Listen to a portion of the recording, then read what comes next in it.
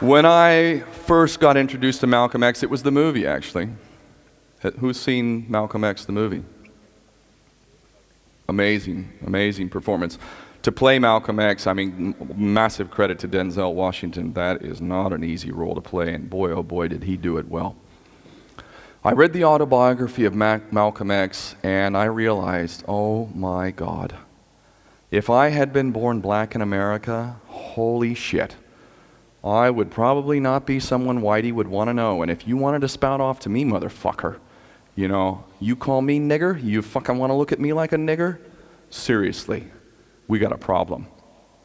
And I realized, you know, the rage that black people feel because I put myself for the first time in that position, and I knew how I would feel.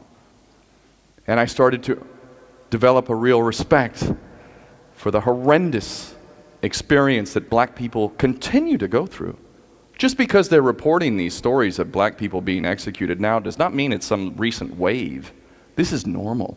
This shit's going on all the time. And the only people in America that seem to be divorced of this understanding are fucking white people who are just a little bit too comfortable, quite frankly.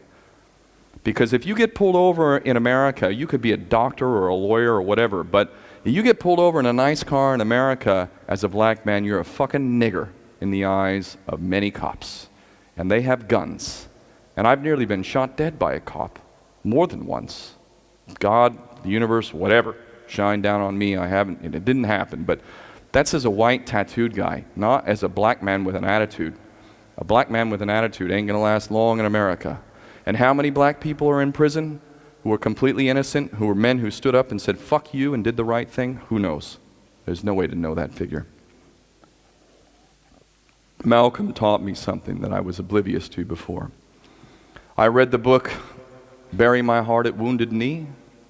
Has anybody read that book? Incredibly powerful book. It details the genocidal policies of America towards the Native Americans and the lies. It's not even an honest kind of genocide where you're fucking dead and we're going to kill you. Okay, no, we want to make an agreement with you now. We're gonna give you this land, and you know we're gonna, and then just fucking lied over and over. This history, this pattern, I'm telling you, is in the DNA of many of dark-skinned people. It's in their DNA. It's in their collective memory, and it's not the kind of thing that just goes away because all of a sudden you start acting half decently. It's still fucking there. And until we're honest, genuinely honest about this, it's still going to be there. How can someone heal when that individual, that entity which has been violating you in the most obscene of ways has never even had the decency to apologize? Iraq. Gee, what was the fucking main issue after we invaded that country and fucking devastated the whole thing? The economy. We're all fucking worried about the economy. What the fuck? We just killed 1 million+ people. We created millions of orphans, millions of fucking refugees, and we're concerned about the economy? We're not even fucking bothered to apologize for what we've done? What the fuck are we thinking? Are we serious? And why aren't we holding our fucking politicians to account?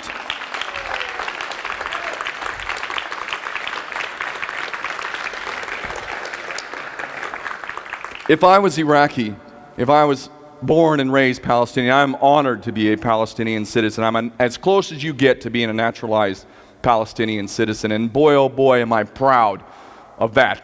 But I have not been born with the skin color of a Palestinian in Palestine and lived that life as a Palestinian has.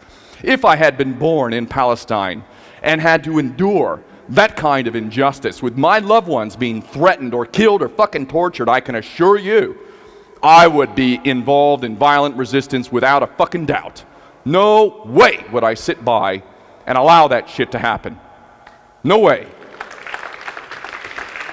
So I think we have a lot of nerve pointing a finger at people and calling them terrorists when they're enduring a circumstance which most of us could never even comprehend. We couldn't even comprehend. Can you imagine your child being ripped from you, being blown to bits? Can you imagine? Because I can, and I know how I would feel. We have a lot of fucking nerve talking about terrorism. We're the fucking terrorists. We pay for that shit.